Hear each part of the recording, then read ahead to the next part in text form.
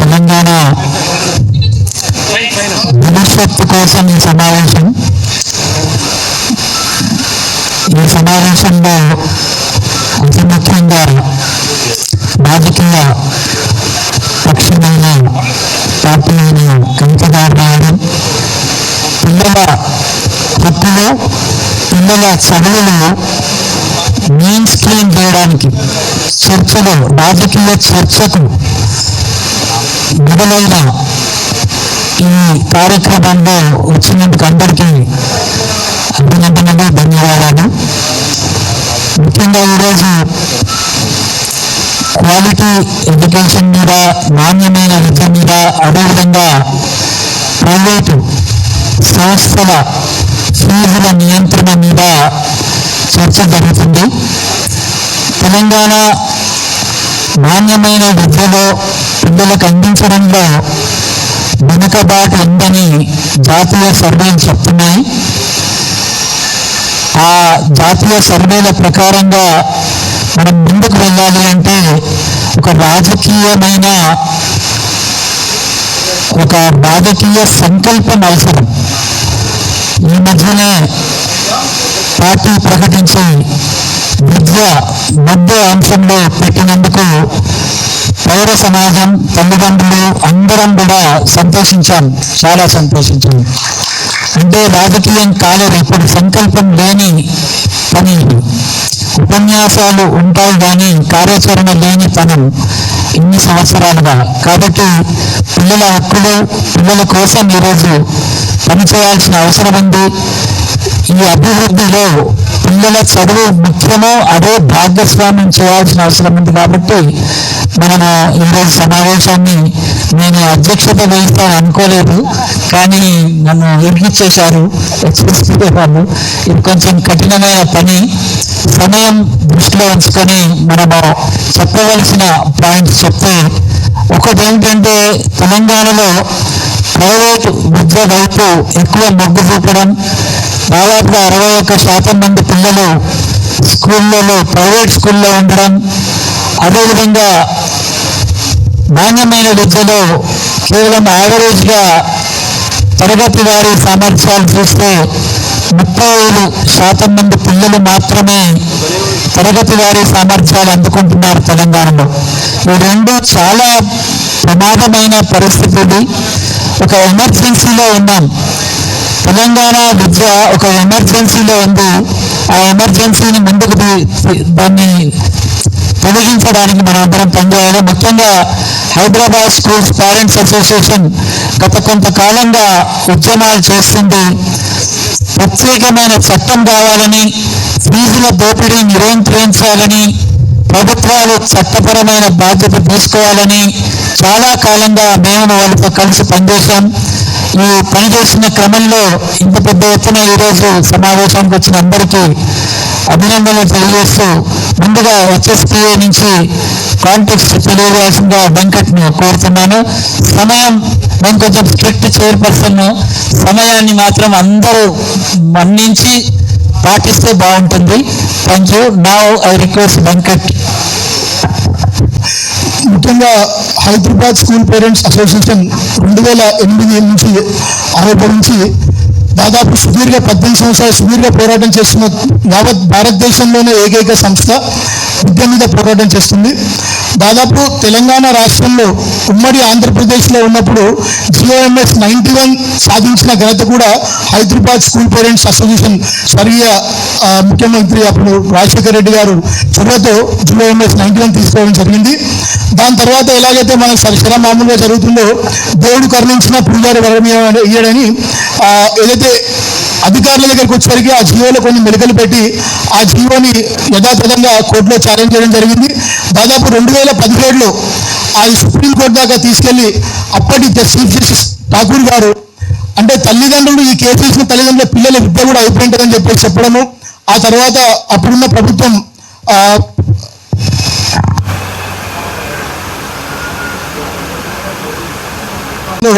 Commission వేయడం జరిగింది. దాని తర్వాత తిరుపతిరావు గారి ఆధ్వర్యంలో కమిషన్ వేయడం జరిగింది. తిరుపతిరావు గారి కమిషన్ కూడా ఇప్పటిదాకా బ్రాడ్ డైలైట్ చూడలేదు. ఆ తర్వాత ఏదైతే ముందుకెళ్ళిందో ముందుకెళ్ళిన క్రమంలో ఎక్కడ కూడా చివరి దశలో ఉన్నప్పుడు కూడా మేము హైకోర్టుకి అప్రోచ్ చేయడం జరిగింది, కంటెంప్ట్ ఆఫ్ కోర్టు కూడా వేయడం జరిగింది.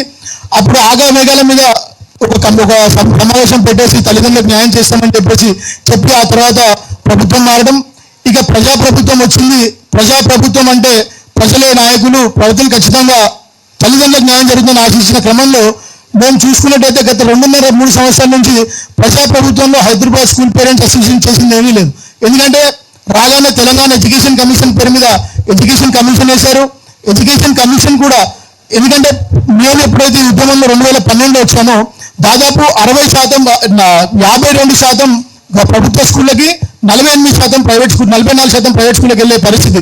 అలాంటి పరిస్థితి మారి ఈరోజు దాదాపు 58% ప్రైవేట్ స్కూల్కి వెళ్తున్నారు, 42% ప్రైవేట్ గవర్నమెంట్ స్కూల్కి వెళ్ళడం జరుగుతుంది. అంటే దాదాపుగా షిఫ్ట్ అండ్ డ్రిఫ్ట్ ఆఫ్ ఈ స్టూడెంట్స్ ఏదైతే ఉందో మేజర్గా వచ్చేసి దిగువ మధ్యతరగతి పేరెంట్సే ప్రైవేట్ స్కూల్ వైపు మొగ్గు చూపుతున్నారు.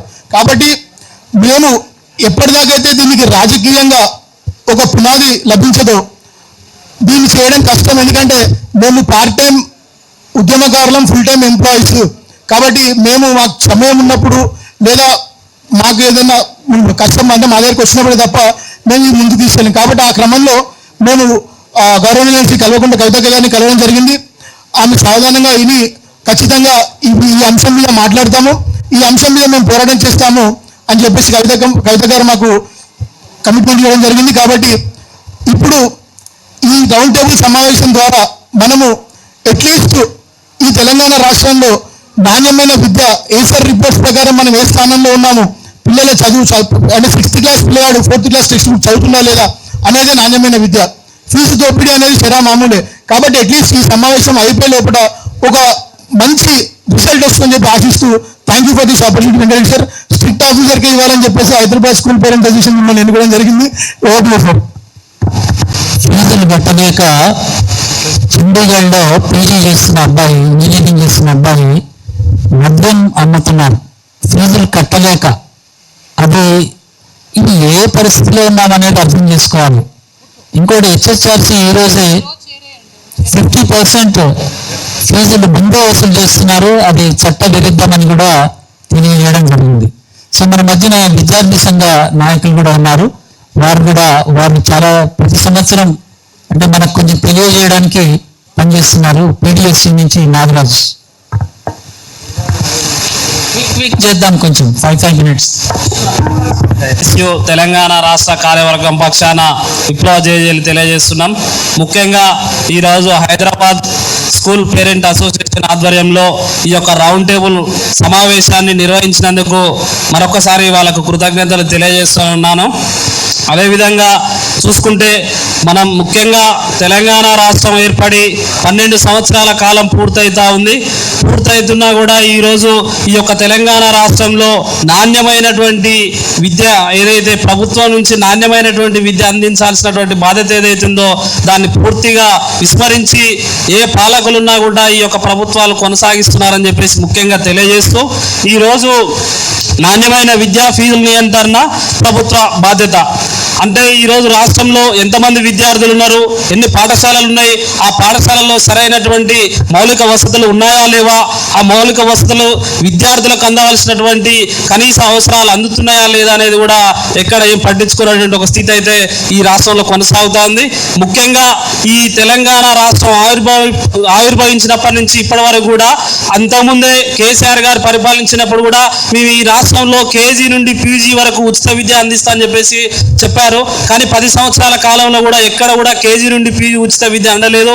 ఈరోజు ప్రైవేట్ కార్పొరేట్ విద్యా సంస్థలు మొత్తం ఈరోజు రాష్ట్రంలో పుట్టగొడుగులా పుట్టుకొస్తా ఉన్నాయి. అదేవిధంగా అనేక విధంగా ఈరోజు చూసుకుంటే నారాయణ శ్రీ చైతన్య లాంటి విద్యా సంస్థలు అయ్యి ఆంధ్రాకు సంబంధించినటువంటి విద్యా సంస్థలు తెలంగాణలో మనం అధికారంలోకి వస్తే కృష్ణానది ఏటి అవతలకి పారగొడతామని చెప్పేసి మాట్లాడారు. కానీ ఇక్కడ ఏది కూడా జరగకుండా ఈరోజు విద్యారంగాన్ని మొత్తం పూర్తిగా గాలికి వదిలేసినటువంటి ఒక స్థితి ఈ రాష్ట్రంలో కొనసాగుతా ఉంది. కాబట్టి దీనిలో మూలంగానే భాగంగానే ఈరోజు మొత్తం కూడా పేద బడుగు మధ్యతరగతి సంబంధించినటువంటి తల్లిదండ్రులందరూ కూడా ఈరోజు ప్రభుత్వ పాఠశాలల్లో సరైనటువంటి మౌలిక వసతులు కల్పించడం లేదు, వాళ్ళకి కావాల్సినటువంటి టీచర్లను అందించడం లేదు. కాబట్టి ఈరోజు విద్యార్థికి సరైనటువంటి నాణ్యమైన విద్య అందట్లేదని చెప్పేసి ఈ ప్రైవేటు కార్పొరేట్ పాఠశాలల్లో చదివిస్తున్నటువంటి ఒక స్థితి ఉంది.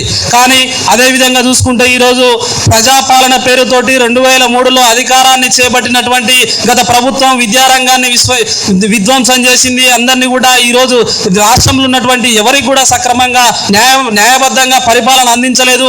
మేము వస్తే ప్రజాపాలన అందిస్తాం. ముఖ్యంగా విద్యారంగానికి దాదాపు 36 హామీలు ఈరోజు రేవంత్ రెడ్డి గారు హామీలు ఇచ్చి అధికారంలోకి వచ్చాడు. ఆయన వస్తున్నటువంటి క్రమంలో కూడా అనేక సందర్భాల్లో చెప్పాడు, ఈ రాష్ట్రంలో ఫీజు నియంత్రణ చట్టాన్ని తీసుకొచ్చి పకడ్బందీగా అమలు చేస్తామని చెప్పేసి మాట్లాడిండు.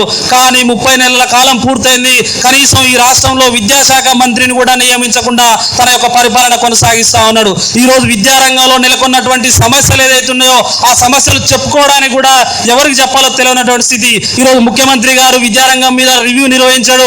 ఈరోజు పేరెంట్స్ అసోసియేషన్ కావచ్చు, స్టూడెంట్ అసోసియేషన్స్ కావచ్చు, మిగతా ఉపాధ్యాయ సంఘాలు కావచ్చు, ప్రొఫెసర్ సంఘాలు కావచ్చు, ఎవరికి కూడా ఈరోజు అపాయింట్మెంట్ ఇవ్వకుండా ఈరోజు విద్యారంగంలో ఏం జరుగుతుందో తెలుసుకోకుండా కూడా తన యొక్క పరిపాలన కొనసాగిస్తున్నారు. కాబట్టి ఇకనైనా మీరు రేవంత్ రెడ్డి ప్రభుత్వానికి స్ఫూర్తిగా అడుగుతా ఉన్నాను, ఖచ్చితంగా మీరు ఏదైతే ఈ రాష్ట్రంలో ఫీజు నియంత్రణ చట్టం తీసుకొస్తా అని చెప్పేసి అన్నారు, ఆ ఫీజు నియంత్రణ చట్టాన్ని తీసుకొచ్చి ఖచ్చితంగా అమలు చేయాల్సినటువంటి బాధ్యత ఈ యొక్క రాష్ట్ర ప్రభుత్వం మీద ఉందని చెప్పేసి ఈ సందర్భంగా నేను తెలియజేస్తా ఉన్నాను.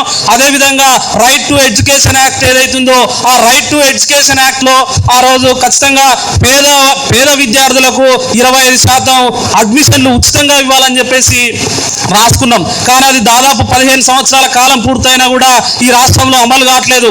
అంటే ఎక్కడున్నా కూడా ఓన్లీ కార్పొరేట్ ప్రైవేటు అనుకూల విధానాలు తీసుకొచ్చి ఈరోజు యూనివర్సిటీలను కావచ్చు, ప్రాథమిక విద్య నుంచి మొదలుకుంటే ఉన్నత విద్య వరకు మొత్తం కార్పొరేటైజ్ చేసి ప్రైవేటైజ్ చేసి ఈరోజు ప్రభుత్వ విద్యారంగాన్ని మొత్తం నిర్వీర్యం చేస్తున్నటువంటి ఒక స్థితి ఈ రాష్ట్రంలో కొనసాగుతా ఉంది. దీనివల్ల పేద బడుగు బలహీన వర్గాలకు చెందినటువంటి విద్యార్థులు ఈరోజు విద్యకు దూరం అవుతున్నటువంటి ఒక స్థితి కనపడతా ఉంది. కాబట్టి ఈ యొక్క రాష్ట్ర ప్రభుత్వం ఏదైతుందో ఆ 25% ఉచిత అడ్మిషన్లు ఇచ్చేలాగా చూడాలి. అదేవిధంగా ఫీజు నియంత్రణ చట్టాన్ని తీసుకొచ్చి పకడ్బందీగా ఈ రాష్ట్రంలో అమలు చేయడం కోసం ఈ ప్రభుత్వం పూనుకోవాలని చెప్పేసి ఈ సందర్భంగా నేను తెలియజేస్తా ఉన్నాం.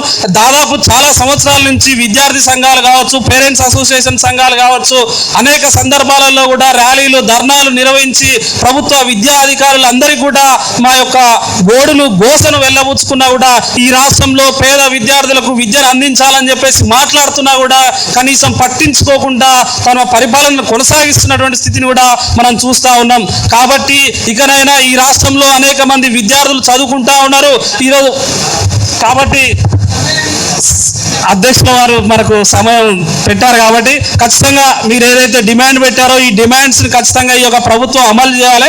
అమలు చేయకపోతే ఈ ప్రభుత్వానికి వ్యతిరేకంగా పెద్ద ఎత్తున పోరాటాలు విద్యార్థి సంఘంగా నిర్వహిస్తామని చెప్పేసి ఈ సందర్భంగా తెలియజేస్తూ నాకు ఈ యొక్క అవకాశం కల్పించినటువంటి అధ్యక్ష వర్గానికి ధన్యవాదాలు తెలియజేస్తూ ముగిస్తున్న పుడపంగి నాగరాజు, PDS తెలంగాణ రాష్ట్ర ప్రధాన కార్యదర్శి. Thank you. పేరెంట్స్ ఇస్తున్న ఆధ్వర్యంలో నాణ్యమైన విద్య, ఫీజుల నియంత్రణ, ప్రభుత్వ పాత్ర అనే అంశంపై రౌండ్ టేబుల్ సమావేశం నిర్వహిస్తున్నటువంటి అధ్యక్ష వర్గమైనటువంటి MB foundation chairman Venkatesh sir గారికి, ఈ రౌండ్ టేబుల్ సమావేశంలో హాజరైనటువంటి తెలంగాణ రక్షణ సేన అధినేత్రి అక్క కవిత గారికి, ప్రొఫెసర్ రామ్ శెఫర్డ్ గారికి, అదేవిధంగా విద్యార్థి మిత్రులు PDS, SFI, దాంతోపాటు వివిధ విద్యార్థి సంఘాలకు, అదేవిధంగా ప్రజా సంఘాలకు, తల్లిదండ్రుల సంఘాలందరికీ AISF రాష్ట్ర సమితి పక్షాన విప్లవాభినందనలు తెలియజేస్తున్నాను.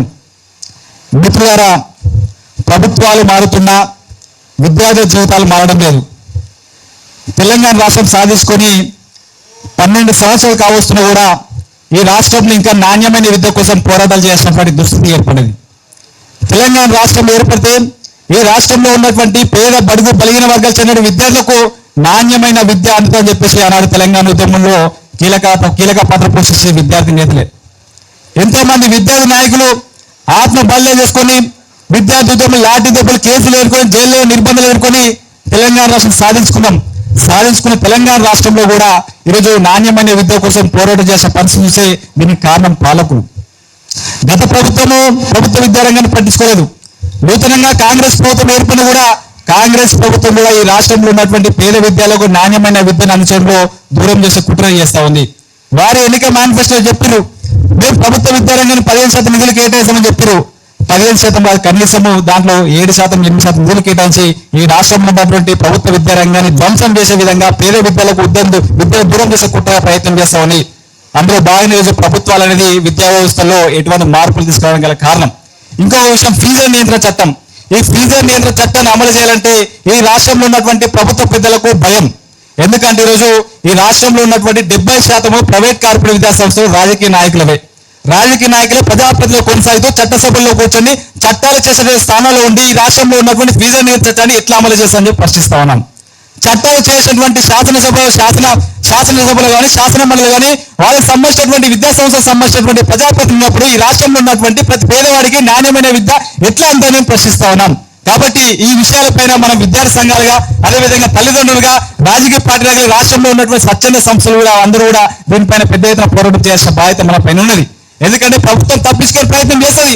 ప్రభుత్వం ఇప్పటికే విద్యా కమిషన్ వేసినామని చెప్తోంది. విద్యా కమిషన్ సిఫారసు చేసింది, ఫీజుల నియంత్రణ చట్టాన్ని అమలు చేయాలని చెప్పేసి దానిలో అనేకమైన ప్రతిపాదనలు చేసింది. ప్రతిపాదనలు చేసినప్పుడు ఎందుకు దానిపైన మీరు చర్యలు తీసుకోవాలి? ఎందుకు దానిపైన మీరు కంపెనీలు వేసి ఎందుకు దానికి సంబంధించినటువంటి క్షేత్రస్థాయిలో ఎందుకు విద్యాశాఖ అధికారులు మీరు ఎందుకు ఆదేశాలు ఇవ్వాలని చెప్పేసి రేవంత్ రెడ్డి గారిని ప్రశ్నిస్తా ఉన్నాం.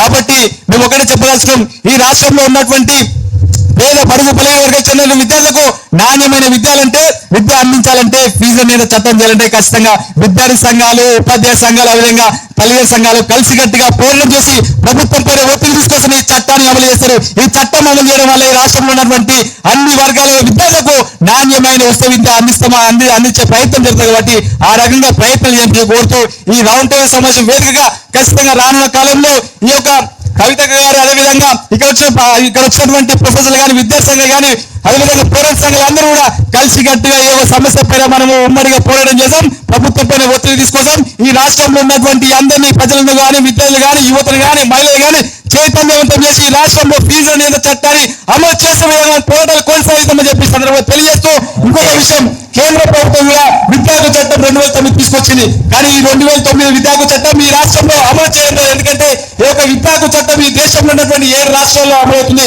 తెలంగాణ రాష్ట్రంలో ఎందుకు అమలు చేస్తున్నారు రేవంత్ రెడ్డి చెప్పాల్సిన అవసరం ఉంది. దాన్ని మనము సాధించాలంటే ఆ హక్కును మనము అమలు చేసే ఈ రాష్ట్రంలో ఉన్నటువంటి పేద విద్యాలకు నాణ్యమైనటువంటి 20% ఫ్రీ ఎడ్యుకేషన్ లభించే అవకాశం ఉంటుంది. ఎందుకంటే పేద విద్యాలకు ఇటువంటి అవకాశం ఉన్నది. ఈ చట్టం కోసము, ఫీజుల నియంత్రణ చట్టం కోసం మనం అందరం ఉమ్మడిగా పోరాటం చేస్తామని చెప్పేసి ఈ సందర్భంగా తెలియజేస్తూ భవిష్యత్తులో హైదరాబాద్ పోరాటం ఏ కార్యక్రమం తీసుకున్నా ఆ కార్యక్రమంలో అఖిల భారత విద్యార్థి సమాఖ్య ఆల్ ఇండియా స్టూడెంట్ ఫెడరేషన్ ముందుండి ప్రత్యక్ష పోరాటాలకు సిద్ధమవుతుందని చెప్పేసి ఈ సందర్భంగా తెలియజేస్తూ అవకాశం ఇచ్చిన అధ్యక్షులకి ధన్యవాదాలు తెలియజేస్తున్నా. సాగర గర్భాలలో జయించండి చదువు, అంతరిక్ష రహస్యాల ఆవిష్కరణీయ చదువు, మానవ విజ్ఞానానికి ఆలంబన చదువు చదవాలిరా. ఇన్ని ఆటంకాలు వచ్చినవి సమాజంలో మేము మార్పుకొని ప్రయత్నం చేశాం. దాంట్లో 3 అంశాలు కనిపించాయి. 1 ఎన్రోల్మెంట్, 2 రిటెన్షన్, 3 క్వాలిటీ ఎడ్యుకేషన్. ఈ 3 ముడిపడి ఉన్న అంశాలు తక్కువ సమయంలో చెప్పాలన్నారు కాబట్టి ఆ పాయింట్స్ లోనే ఆయన చెప్పేస్తాను సార్. 1, ఇది చూసినట్టయితే బడ్జెట్ అనేటటువంటిది ఏ ప్రభుత్వం ఉన్నా కానీ అధికంగా 20% కేటాయించాలని ఒక పాయింట్ అనేటటువంటిది ఉండాలి. తర్వాత తల్లిదండ్రుల విద్యా కమిటీలు అనేటటువంటివి చట్టపరంగా తల్లిదండ్రులకున్న పాత్రను వెంటనే పునరుద్ధరించాలి. పాఠశాల మేనేజ్మెంట్ కమిటీలను పునర్వ్యవస్థీకరించాలి. తర్వాత పాఠశాల విద్యా బలోపేతానికి వికేంద్రీకరణ, విద్యారంగాన్ని పటిష్టం చేయాలంటే 72, 73 రాజ్యాంగ సవరణ ద్వారా స్థానిక ప్రభుత్వాలకు ఇచ్చిన అధికారాలకు అనుగుణంగా నిధులు సమకూర్చి పాఠశాల నిర్వహణ బాధ్యత స్థానిక సంస్థలకు అప్పచెప్పడం అవసరం. బాల కార్మికులు డ్రాప్అవుట్ ను అరికట్టి బాల కార్మిక రహిత తెలంగాణగా తీర్చిదిద్దాలి. బాలికల విద్య, ఆడపిల్లల చదువులు పీజీ వరకు ఉచితంగా అందించాలి. అన్ని రకాల ప్రభుత్వ పథకాలు బాలికలకు విద్యను ప్రోత్సహించాలి. ఇటువంటి అంశాలతో నిరంతరము ఉద్యమము, ఇందరూ వాయిస్ అనేటటువంటిది వినిపించిందంటే ప్రభుత్వాలు కదులుతాయని నా ఆలోచన, తపన. ఇది నిరంతరం జరగాలి. ప్రొఫెసర్ రామ్ శర్మ గారు, వెంకటరెడ్డి సార్, కవితక్క, సామాజిక ఉద్యమకారులు, మీడియా మిత్రులారా, వాస్తవానికి ఇవాళ 2 అంశాలు మనం చర్చిస్తున్నాం. ఒకటి quality education, 2 fee regulation. Quality ఎడ్యుకేషన్కు ఫీజు రెగ్యులేషన్కి డైరెక్ట్ రిలేషన్షిప్ ఉందని నా పర్సనల్ భావన. ఎందుకంటే అభివృద్ధి చెందిన దేశాలు, మీరు చైనా కానీ లేకపోతే అమెరికా కానీ తీసుకుంటే అక్కడ అప్ టు +2 మన ఇంటర్మీడియట్ వరకు లోకల్ గవర్నమెంట్లే స్కూళ్ళని నడిపిస్తాయి. అప్పుడు డబ్బులు పెట్టి పిల్లలు పంపించి మనం స్కూళ్ళలో ఎంత డబ్బులు పెడితే స్కూళ్ళల్లో పిల్లల మీద అంత ప్రెషర్ ఉంటుంది. ఎందుకంటే మన శక్తిని డబ్బులో నంబర్లో చూపిస్తే వాళ్ళు రిజల్ట్ మార్కులో చూపించాలి కాబట్టి పిల్లల మీద చాలా ఒత్తిడి తీసుకురావడం జరుగుతుంది. సో జనరల్గా ఏంటంటే ఫార్మేటివ్ ఏజ్లో క్రియేటివ్ థింకింగ్ కనుక మనుషులకు అలవాటు కాకపోతే మనం చదువుకున్నా కూడా ఆ చదువు వృధా అవుతుంది. భారతదేశం ఇప్పుడు ఈ క్రైసిస్ని ఫేస్ చేస్తుంది. వాస్తవానికి ఇండియన్ బ్రెయిన్స్ చాలా ఎక్సలెంట్ బ్రెయిన్స్. మనకు వచ్చిన మ్యాథమెటిక్స్ కానీ, ఆస్ట్రానమీ కానీ, లేకపోతే తత్వశాస్త్రం కానీ ప్రపంచంలో ఎక్కడ రావు. కానీ మనం నోబెల్ ప్రైజ్లలో చాలా వెనుకబడి ఉన్నాం. ఎందుకు అంటే స్కూల్ ఎడ్యుకేషన్లో పిల్లల మీద ఓవర్ బర్డెన్ చేసి క్రియేటివ్ థింకింగ్ని ఎప్పుడైతే దెబ్బతీస్తున్నారో దానివల్ల మనం ఒక హయ్యర్ స్టేజ్కి, ఒక ఎన్లైటన్ స్టేజ్కి మనం వెళ్ళలేకపోతున్నాం. వాస్తవానికి ఒక నోబెల్ ప్రైజ్ రావాలంటే ఒక వ్యక్తి 40 సంవత్సరాలు ఎవ్రీడే 15 అవర్స్ ఇన్వెస్ట్ చేస్తే నోబెల్ ప్రైజ్కు నామినేట్ కావచ్చు. వస్తుందో రావో తెలియదు. కానీ ఇవాళ స్కూళ్ళలో ఏం చేస్తున్నారంటే only you have to come to the school, get the more marks, get good job అనే ఒక ఇండివిజువల్ ధోరణిని మనుషులలో చిన్నప్పటి నుంచి ఇంకల్కేట్ చేస్తున్నారు. ఇది కమర్షియలైజేషన్ ఎఫెక్ట్. ఇది పిల్లల తప్పు కాదు. కమాడిఫికేషన్ వాల్యూస్ పిల్లలలో ఇంక్లూడ్ చేయడం వల్ల చాలా దేశం సమస్య ఫేస్ చేస్తుంది. దీని అంతటికీ సొల్యూషన్ ఏంటి అని అంటే ఖచ్చితంగా ఫీజు రెగ్యులేషన్ యాక్ట్ తీసుకురావాలి, దాన్ని ఇంప్లిమెంట్ చేయాలి. రెండోది ఏంటి అని అంటే టీచర్ల మీద కూడా, ఇప్పుడు ప్రైవేట్ స్కూళ్ళల్లో పనిచేస్తున్న టీచర్ల పరిస్థితి చాలా దారుణం. ఒక సైడ్ లక్షలలో ఫీజులు వసూలు చేస్తే వాళ్ళకు సరైన పేమెంట్ చేయట్లేదు. ఓవర్ బర్డెన్, వాళ్ళకు ఒక్కొక్క రోజు 10 క్లాసులు 8 క్లాసులు ఇస్తున్నారు. సో అలాంటప్పుడు అక్కడ చదువుకున్న పిల్లలకు కూడా క్వాలిటీ రాదు. కాబట్టి దీని మీద కూడా గవర్నమెంట్ ఖచ్చితంగా ఆలోచించాల్సిన అవసరం ఉంది. ఎందుకంటే దీన్ని కూడా రెగ్యులేట్ చేయాలి. వర్క్ లోడ్ను కూడా రెగ్యులేట్ చేయాల్సిన బాధ్యత ప్రభుత్వాల మీద ఉంది. ఆ విధంగా ఫైట్ చేసే శ్వాసాన్ని మనం కూడా తీసుకోవాలని కోరుతున్నాను. Okay, thank you sir. Thank you sir. మా సివిల్ సొసైటీ తరఫున చాలాసార్లు వాగ్దానాలు చేస్తారు, ముఖ్యమంత్రులు అవుతారు, తప్ప లేకుండా పోతారు. ఈసారి కూడా ముఖ్యమంత్రులు అయితే మన సమావేశంలోకి రావాలి, ప్రజలతో ఇలాగే కంటిన్యూ చేస్తారా అనేది నాదొక ప్రశ్న. అది మొదటి నుంచి ఉంటుంది నాది ప్రశ్న. రెండవది, పాంచజన్యంలో మొదటి పాయింట్ విద్య అండ్ హెల్త్ తీసుకున్నారు కాబట్టి ఫ్రీ ఎడ్యుకేషన్ అనేది ఒక చిరకాల వాంఛ. తెలంగాణ ఉద్యమంలో ఎడ్యుకేషన్ ఫ్రీ ఉండాలని చెప్పి మనం అందరం ఉద్యమంలో పాల్గొన్నాం. కాబట్టి మీరు మీ పార్టీ అభిప్రాయ సమయంలో ఫ్రీ ఎడ్యుకేషన్ అన్నారు. మళ్ళా వెనుక పోకుండా ముందుకే పోవాలని మేమందరం మీతో ఉంటాము. అది మీరు ఎలా చేస్తారు, డబ్బులు ఎలా తెస్తారు? ఒక దగ్గర మేము అడిగినప్పుడు ఆ కవిత డబ్బులు ఎట్లా తెస్తుంది అన్నారు ఆయన. మరి డబ్బులు ఏడ తెస్తారో ఏమో తెలియదు. కానీ అంటే ప్రభుత్వ డబ్బు ఉంది, ప్రాధాన్యతలు ఏమిటి అనేది చాలా ముఖ్యం. కాబట్టి ప్రతి బిడ్డ ఎదురు చూస్తుంది, ప్రతి తల్లి ఎదురు చూస్తుంది. ముఖ్యంగా దుఃఖంతో తాలి బొట్లు అన్ని పిల్లల చదువులు చదివిస్తున్నారు మేడం. ఈ దుఃఖం ఎందుకు ఉండాలి వాళ్ళకు? తెలంగాణ సాధించిన వారికి ఈ దుఃఖం ఎందుకు ఉండాలి? వారికి ఈ దుఃఖాన్ని దూరం చేసే విద్యా వైద్యాన్ని అందిస్తే ఉచితంగా అందించాల్సిన అవసరం ఎంతైనా ఉంది. అదే స్ఫూర్తితో వివిధ రంగాల నుంచి ఇక్కడికి ఎందుకు వచ్చామంటే మీ పార్టీ ఈ విధమైన 2 ముఖ్యమైన అంశాలను అందిస్తామని చెప్పారు కాబట్టి వచ్చాం మేము. కాబట్టి మీరు తప్పకుండా నమ్మకాన్ని బొమ్మ చేయకుండా మీరు ఈ ఉద్యమంలో పవర్కి వచ్చే వరకు ఉద్యమం చేద్దాం, పవర్ వచ్చినాక ఇంప్లిమెంట్ చేద్దాం. ఆ రెండింటిని మీరు సాధించడానికి మనం అందరం కృషి చేయాలి. ఇది ఎవరి రాజకీయ ప్రయోజనం కాదు, ఇది పిల్లల ప్రయోజనం అని చెప్పి మొదటి తరానికి చెందిన చదువుకు కదిలిన యువకులు చదువు కోసం ముందుకు వస్తున్నారు. ముఖ్యంగా తల్లిదండ్రులు, పేద వర్గాల పిల్లలు విద్యతో విముక్తి అని నమ్మారు మేడం వాళ్ళు. ఆ విద్యతో విముక్తిని చేయడానికి మనమందరం కృషి చేయాలి. ముఖ్యంగా మీరు మాట్లాడడానికి ఈ 2-3 పాయింట్స్ భారీగా పెడుతూ మీరు మాట్లాడాల్సిందిగా కోరుతున్నాను.